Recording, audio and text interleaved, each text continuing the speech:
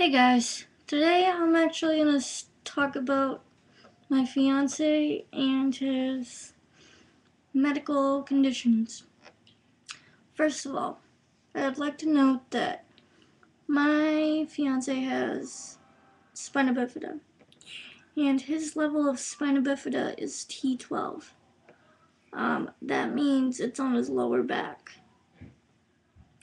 See, what happened while he was a baby, since it's a birth defect, fluid from his brain slid down his spinal cord and then hit his lower back. So then it created a sac of fluid, in which that sac of fluid actually made his spine very soft, and it turned into an L shape. Now, he has spina bifida, and it's T12. So, he is paralyzed from the waist down. From all the way down to under his belly button, he's paralyzed. He's paralyzed from the waist down, just covering that.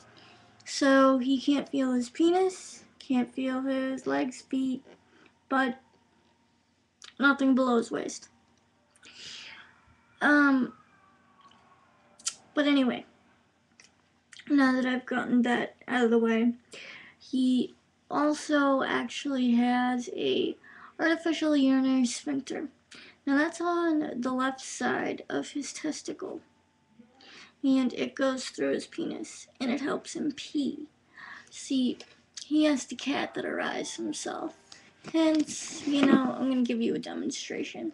See what you're usually supposed to do when you if you're male, you're supposed to, wipe the top of your penis with a cloth, and then get some lubrication, put it 5 to 8 inches on an actual catheter. Now, this catheter is a 12 French size catheter. And what you do after you put the lubrication on, you insert it into the penis to as far as it can go into the bladder. So then you're peeing, and you pee into what is called a urinal. So to give you an visual, you're peeing into a urinal, and then after you're done peeing, what you do is you look at the volume of how much you peed, and then you write it down somewhere. And then afterwards, you're supposed to wash your hands. Well, you're supposed to do it before and after you cat as well, which my fiance does that. Technically, actually, he doesn't always use lubricant, which he should, but, and,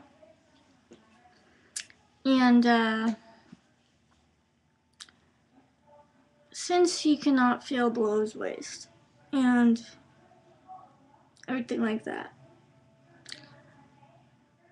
since he had that sphincter, and he had that when he was a baby, they put that in when he was a baby, so he actually has a small penis. I don't know if it's a result of the spina bifida or if it was a result of anything else, but he has a small penis, and so he can't feel it.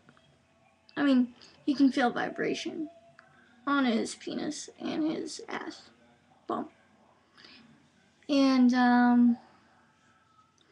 honestly, he has to take Cialis, which is an erection medicine.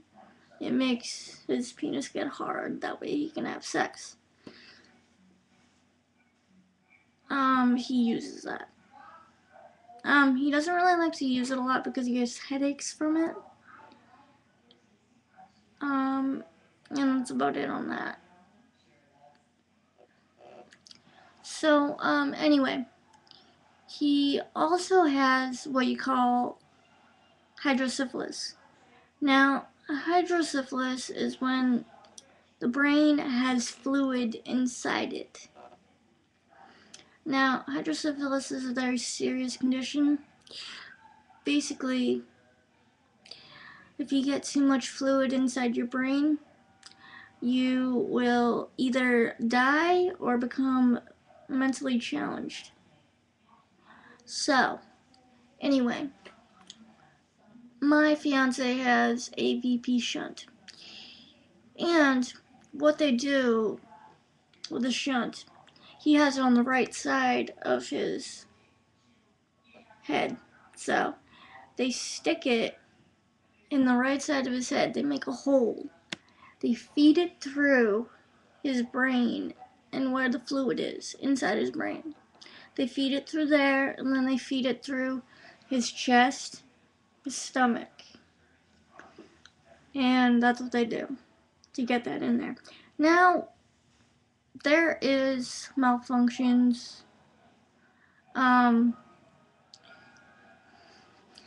The symptoms, I mean, that can't really cure hydrocephalus, but it can prevent the symptoms from getting worse. Now, he actually has had the shunt for a long time. Now, there's malfunctions that can happen over that amount of time. I mean, as you're growing into a young adult and an actual adult. The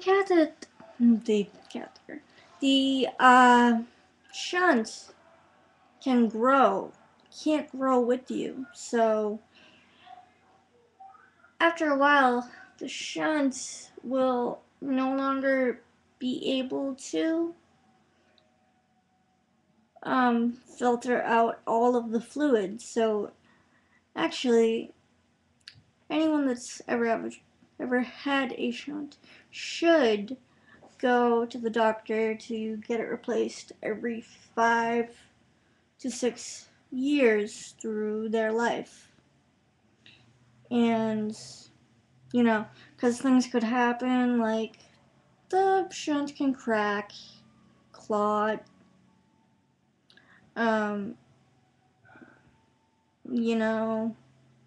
stuff like that. You can get blue blackouts, very excruciating, painful headaches.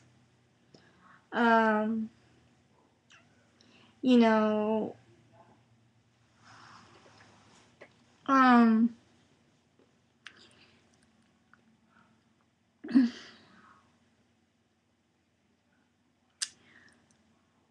that's like all I can really say about that. I mean, there's a lot of malfunctions that can happen with the shunt. It's a VP shunt, by the way. The condition is very serious. And,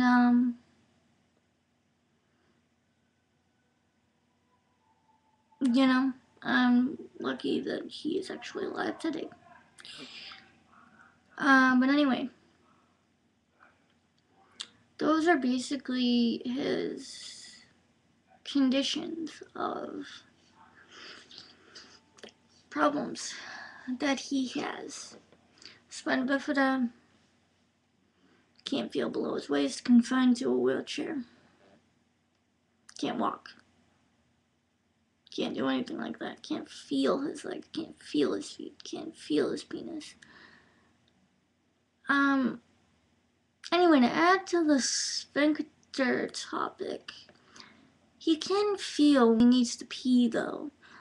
He actually had what you call a bladder augmentation, which means that he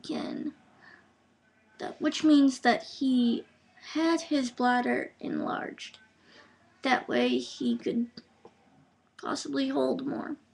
I mean, he's had a couple ruptured bladders, and he needed it done, so hopefully that wouldn't happen, I assume.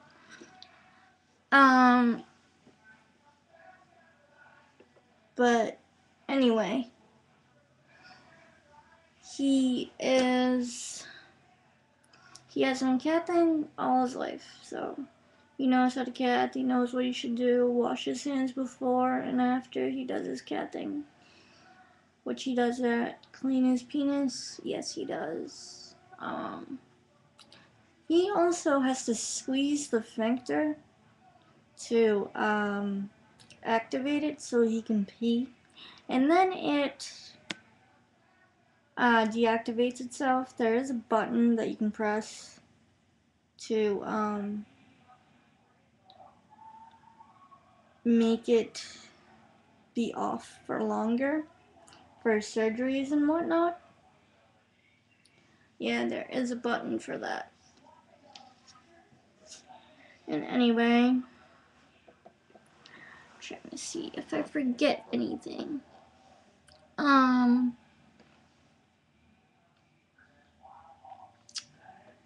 Anyway, he gets a lot of headaches, and that is a result of migraines, and I don't like getting migraines myself, but I'm not talking about me. But, you know, he gets a lot of migraines because he has a shunt, and sometimes you can have problems with your shunt as much as anybody can. I know I've had friends that have had problems with their shunts and they've had to go to the hospital, get them replaced, because one, they either got cracked or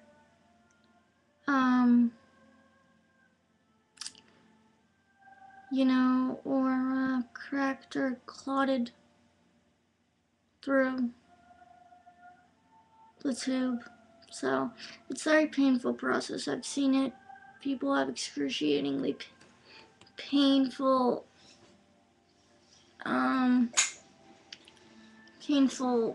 headaches.